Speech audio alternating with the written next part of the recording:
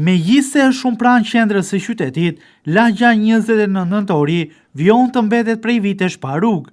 Më saktësisht, në brendësi të saj, gjendet një segment rrugor i cili mund të quhet çdo gjë tjetër, veçse rrugë jo.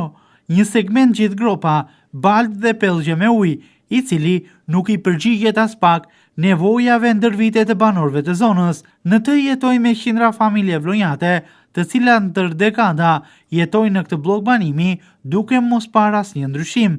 Vazhdimisht, familjet, banorët kanë kërkuar rrugë, por kërkesat e tyre asnjëherë nuk janë dëgjuar, duke i detyruar që gjithmonë të jetojnë në një blok banimi me rrugën në të njëjtën gjendje si në komunizëm, por edhe në demokraci.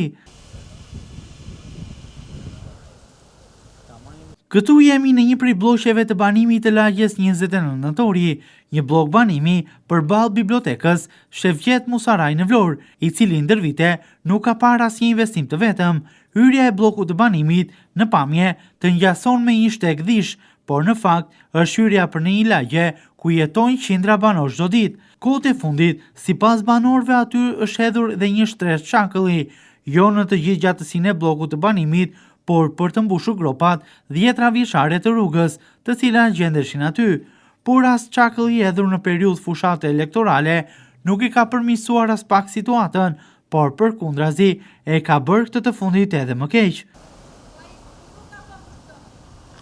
Banorët detyrojnë që çdo ditë të kalojnë mes rrugës me gropa dhe pellgje me ujë të ndotur, situatë më kritike sa herë që ka shi, ku ky blok banimi pushtohet nga ujë, duke u kthyer në totalisht të pakalueshëm, ose më saktësisht kalon në të vetëm me çizme, por edhe automjet. Rruga e kthyer sot edhe në faktorin kryesor përse 10 makina aty shkatrohen çdo ditë. Përgjatë mbrëmjes, zhytet në errësirë totale pasi mungon ndriçimi rrugor, duke e bërë të pamundur që në errësirë të mund të dalësh edhe nga shtëpitë.